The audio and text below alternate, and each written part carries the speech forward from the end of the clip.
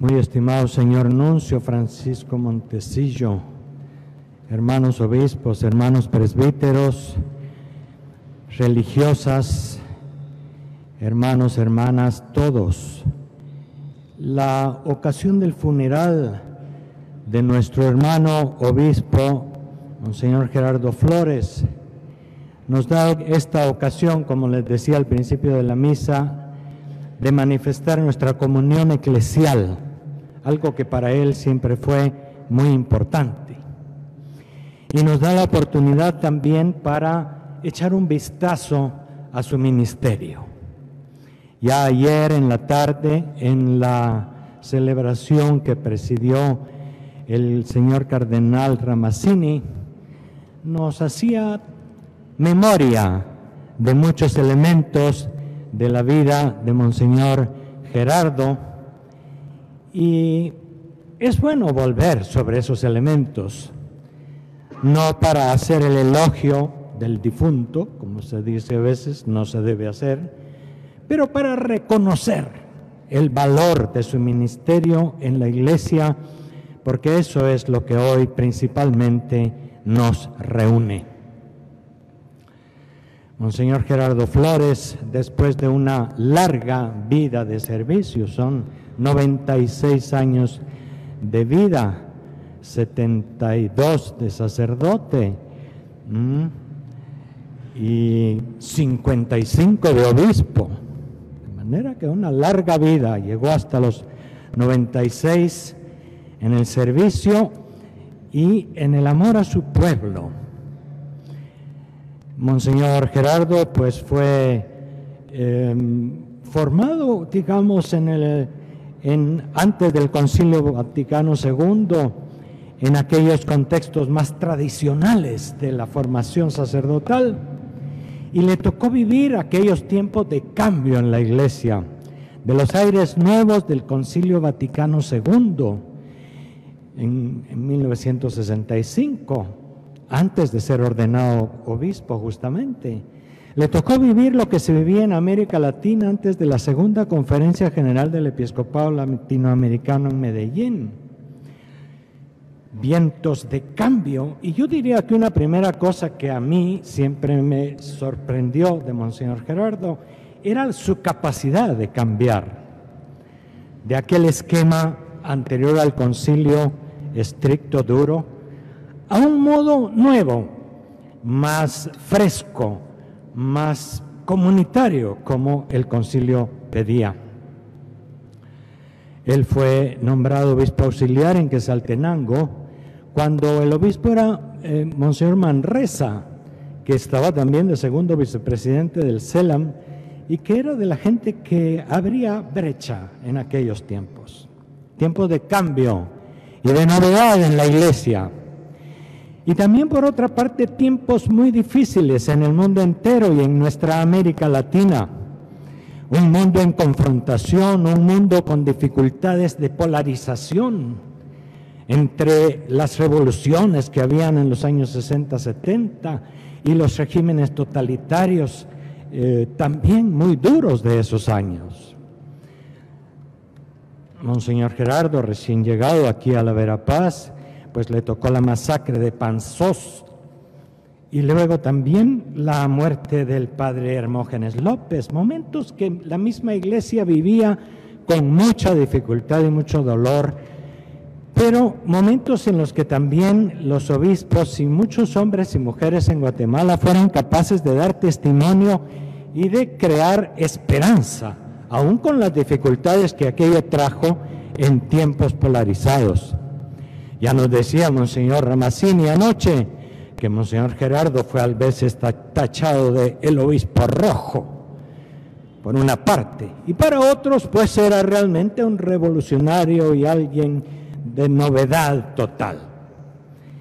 Son los juicios que se hacen en los momentos específicos de la historia, pero lo que podemos decir sin duda de Monseñor Flores fue que no permaneció insensible ante las dificultades, ante la realidad de su pueblo.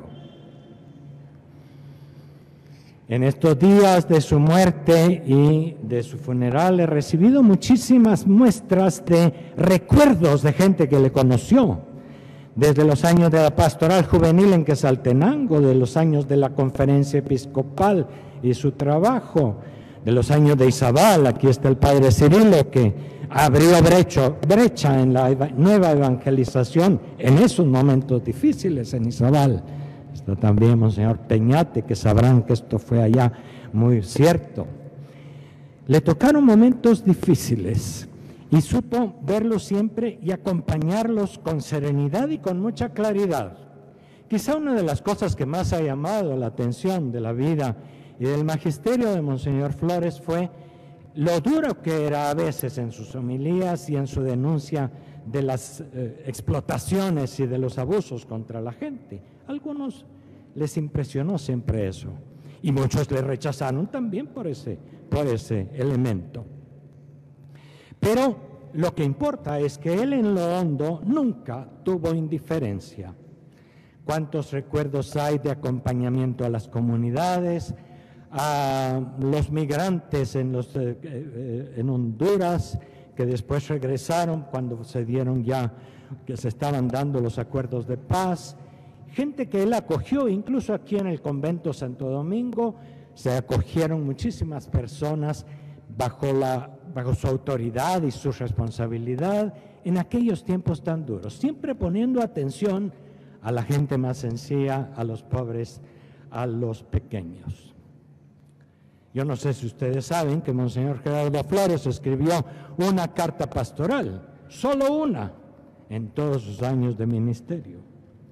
Fue para los 50 años de la restauración de esta diócesis, que en 1935 se dio la restauración, y con motivo de los 50 años, en el 85, escribió una carta pastoral muy interesante, que yo creo que hay que darla a conocer más, porque no se conoce mucho, y que con algunos agregados de experiencias y testimonios, incluso podía ser una biografía muy interesante para conocer su persona y animar el ministerio y la misión de la Iglesia. En esa carta, en primer lugar, él daba una mirada al pasado lejano y se remonta hasta los años de la primera evangelización con Fray Bartolomé de las Casas y la sensibilidad de los dominicos, que todavía hay algunos en esta diócesis, frente al mundo indígena y a lo que hoy llamamos los pueblos originarios. Y habla de las luces, pero también de las sombras de la conquista y de aquellos años. Habla del momento más, del pasado cercano, dice él en esa carta, y habla pues también de la realidad de América Latina, de los países, etcétera. Habla del momento presente que él estaba viendo, que es muy interesante verlo en su carta como un momento en el que él vislumbraba un futuro. No veía solo al pasado con pesimismo y con denuncia, sino veía el futuro, posibilidades nuevas. Y él, me parece a mí que una frase central de su carta es: queremos una iglesia pobre, una iglesia en camino, una iglesia solidaria. Lo dice allí. A mí me hizo pensar, volver a leer esa carta, en los 12 desafíos que ahora la Iglesia en América Latina, en la Asamblea Eclesial para América Latina y el Caribe, nos ha dispuesto a todos. Esos desafíos estaban en esa carta de Monseñor Flores en el 85. Algunos, subrayaría yo, el interés por la juventud en una zona con tanta gente joven. Y él promovió a la fundación de la Universidad Rafael Landívar en este lugar. Le interesaba sobre todo la vida de los pueblos originarios. La gente que trabajaba en la teología india aprecia mucho las aportaciones que él hizo incluso al nivel más alto en una ocasión, en una reunión con el cardenal Ratzinger, que después sería el Papa Benedicto. Monseñor Flores, en un momento muy importante de la historia de la diócesis, fue capaz de ver el futuro con esperanza, y eso también es muy interesante y muy rico. Por eso yo dije, hoy no vamos a hacer una homilía fúnebre, vamos a recordar estas cosas y tantas cosas positivas que nos deja un rico magisterio. Sus años últimos le tocó vivir también el aislamiento y la soledad, también por el COVID, que a todos nos ha alejado un poco, y a él eso le golpeó de una manera muy particular. Con todo, hoy el tono de nuestra celebración es dar gracias a Dios por un ministerio eclesial largo y fecundo, y ponernos también en las manos del Señor para que seamos siempre capaces de caminar juntos, seamos capaces de tener sensibilidad hacia el prójimo. Hemos leído hoy en el Santo Evangelio las bienaventuranzas. No son fáciles de explicar porque no se trata de confrontación entre los ricos y los pobres. No se tratan de eso las bienaventuranzas como han sido a veces interpretadas. Pero se trata de fomentar esa actitud interior de amor por la paz, por la vida, por el perdón, por la reconciliación. De manera que pidamos al Señor que el mensaje de las bienaventuranzas, como muy bien lo dijo Mahatma Gandhi, la quinta esencia del Evangelio, pues nosotros cristianos lo tomemos en serio y también en nuestra vida, en los futuros años de la vida eclesial en América Latina y en la Verapaz, sigamos esos caminos que nos han marcado nuestros predecesores. Pido un aplauso para Monseñor Flores.